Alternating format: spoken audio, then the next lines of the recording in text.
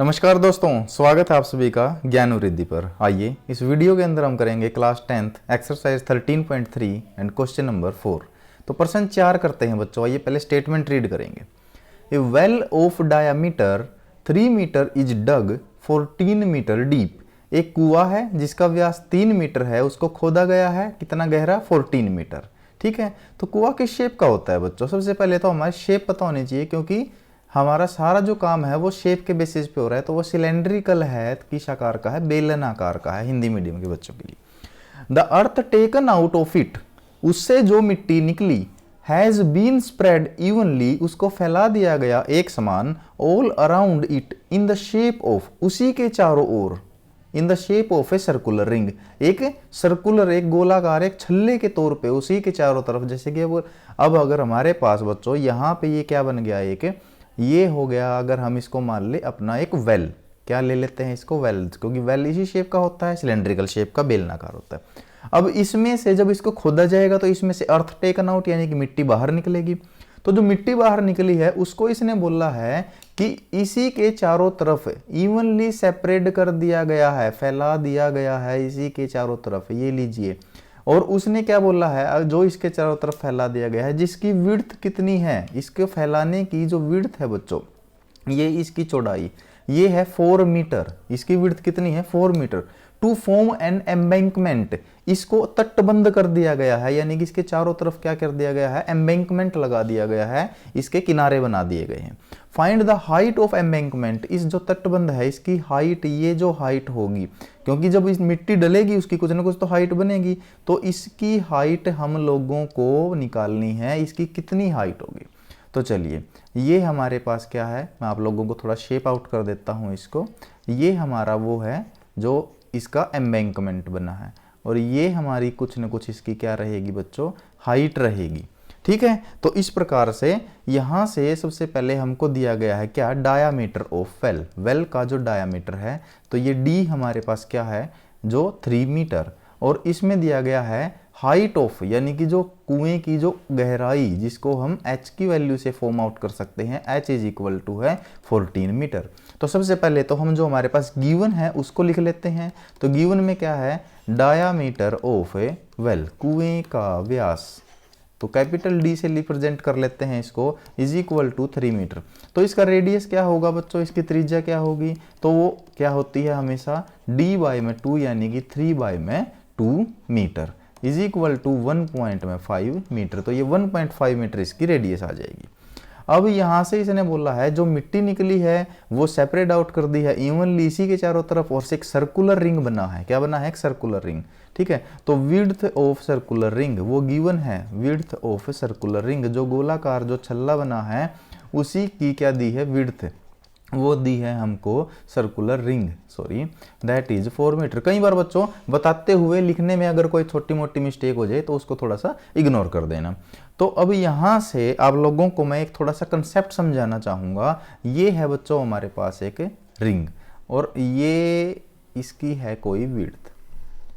तो सबसे पहले जो कोई भी रिंग बनेगा, रिंग किस आकार का होता है, वो हमेशा एक सर्कुलर होता है, तो उसकी कोई ना कोई क्या होगी बच्चों, रेडियस। तो ये है हमारे पास एक रेडियस। तो यहाँ पे जो रिंग बनता है, अगर हम इस रिंग की बात कर लेते हैं जो हमारे पास इस वेल के चारों तरफ बना हुआ है, इस रिंग की बात करेंगे बच्चों, तो ये रिंग किस शेप का बना हुआ है, ये चारों तरफ एक छल्ले आकार का बन गया है। तो यहाँ पे जो ये अंदर वाली जो रेडियस होगी ये किसके इक्वल होगी, जो उस वेल की रेडियस होगी, कुएं की रेडियस होगी, उसी के तो इक्वल बनी इसकी रेडियस, जो अंदर वाला जो रिंग है। और जो बाहर वाला जो रेडियस है, अगर हम इसको आर डैश मान लेते हैं, तो ये किसके इक्वल होगी बच्चों, जो बाहर वाली, अगर रेडियस अगर आप यहाँ से लेके यहाँ तक बाहर वाले की रेडियस लोगे, तो अंदर वाला जो है उसकी रेडियस प्लस में जितनी इसकी विड्थ है, चौड़ाई है, दैट इज 4 मीटर, उसके इक्वल क्या हो जाएगी इस बाहर वाले की radius, R dash, that becomes R dash, जो हमने आर डैश लिया है यहाँ पे। तो अब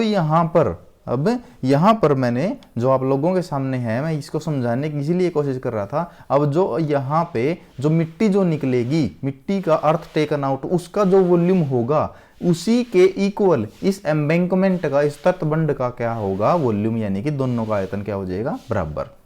तो उस कंडीशन को हम लिख लेते हैं एज, क्योंकि द अर्थ टेकन आउट जो मिट्टी बाहर निकली गई है कहाँ से, फ्रॉम द वेल, कुएं में से, इज यूज्ड, क्या यूज किया गया है उसका, is used to form circular embankment, एक सर्कुलर एम्बैंकमेंट बनाने के लिए, एक जो वृत्ताकार तटबंध बनाने के लिए उसका यूज किया गया है। तो चलिए अब हमारे पास उसकी जो तटबंध है, जो एम्बैंकमेंट है, उसकी क्या दी गई है, विड्थ। सो इसीलिए क्या होगा, volume of earth taken out, volume of earth taken out, जो मिट्टी है बाहर निकाली गई है उसका वॉल्यूम, और वो क्या है, कुएं का वॉल्यूम, क्योंकि कुएं को ही तो खोदा गया है, उसी को तो डिग किया गया है, इज इक्वल टू क्या रहेगा, वॉल्यूम ऑफ सर्कुलर रिंग, उस सर्कुलर रिंग के वॉल्यूम के इक्वल रहेगा। और जो अर्थ टेकन आउट है वो किस में से निकाली गई है, कुएं से, तो पाई आर स्क्वायर एच, ये हमारे पास उसकी जो वॉल्यूम हो जाएगा एक कुएं का। तो यहाँ पर आर हमने कैपिटल लिया था और एच ये कैपिटल एच लिया है, तो pi R square H is equal to, अब यहाँ पर जो मैं इसका वॉल्यूम अगर मैं बताना चाहूँ तो ये जो अगर इसकी ऊंचाई लगा लेते हैं बच्चों, तो ये क्या रहेगा, पाई। अब बाहर वाले जो सर्कुलर रिंग है पूरा कंप्लीट, जिसकी रेडियस आर डैश है, जिसकी त्रिज्या आर डैश है, अगर ऐसा हम क्या ले लें एक बाहर का पूरे का पूरा, तो pi R dash square H, ये अगर हम स्मॉल एच ले लेते हैं, स्मॉल एच यानी कि जो इसकी हाइट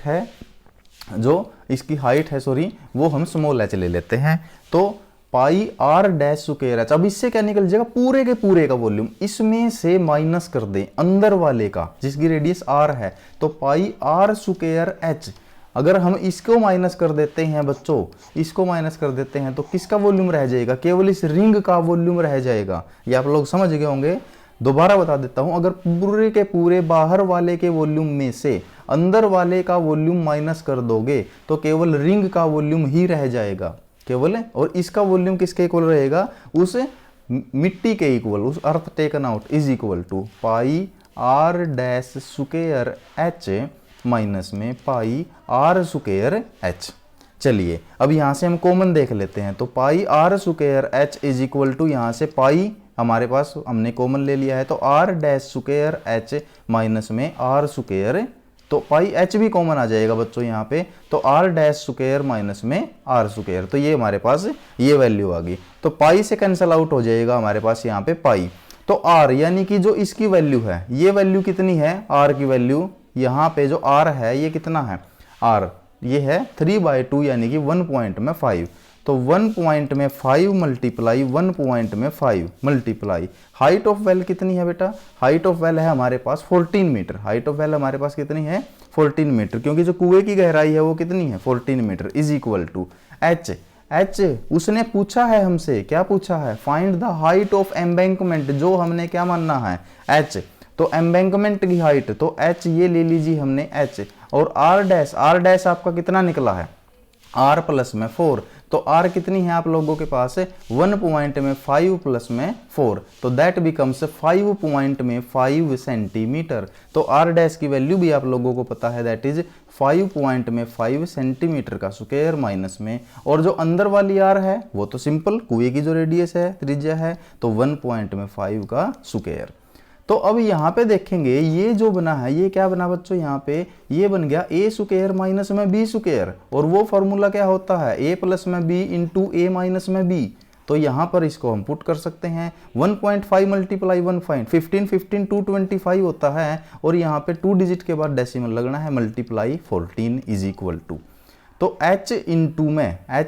a प्लस में b, तो a है 5.5 प्लस में 1 पॉइंट में 5 इंटू में a minus b, that is 5 point में 5 माइनस में 1 पॉइंट में 5, तो यहाँ पर ये फॉर्मूला हमने लगा दिया, तो 2.25 multiply 14 is equal to h into, ये क्या हो गया 5.5 प्लस में 1.5 दैट बिकम 7 इंटू में 5.5 माइनस में 1.5 दैट बिकम्स 4, तो ये हो गया बच्चों 2.25 multiply 14 is equal to h multiply 28, तो h की वैल्यू कितनी आ जाएगी आप लोगों के पास, ये उधर जाके डिवाइड में, तो 2.25 मल्टीप्लाई 14 अपॉन में 28, 14 से कैंसिल आउट होगा ये 2 पे, तो आपके पास हो गया 2.25 अपॉन में 2,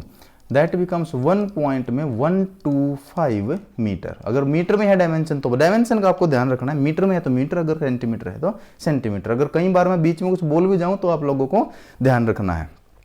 तो इस प्रकार से ये पूरा का पूरा क्वेश्चन हमने सोल्व किया है। इसमें केवल एक ही चीज समझने की थी, वैसे तो हमारी जो बेसिक कंसेप्ट है वही आ रहा है कि जितनी चीज बाहर निकली है उसका जो वॉल्यूम है वो बाहर निकाल के जो चीज हमने बनाई है, चाहे वो कोई प्लेटफॉर्म बनाया हो, चाहे वो कोई सर्कुलर रिंग बनाई हो, चाहे किसी चीज को मेल्ट करके दूसरी चीज बनाई हो, वॉल्यूम तो दोनों का बराबर रहना है। लेकिन अब आपको शेप समझनी है। यहाँ पे रिंग शेप बनी है तो रिंग का वॉल्यूम कैसे निकलता है, कंप्लीट सर्कल, आउटर सर्कल के वॉल्यूम में से इनर का वॉल्यूम अगर सब्ट्रैक्ट कर दोगे तो रिंग का वॉल्यूम आप लोगों के पास बच गया है। तो बस उसी की वैल्यू आपको फाइंड आउट करते हुए ये पूरा क्वेश्चन निकाल देना है और कैलकुलेशन का थोड़ा सा ध्यान रखना है। कैलकुलेशन में कॉमन लीजिए, कम से कम कैलकुलेट कीजिए,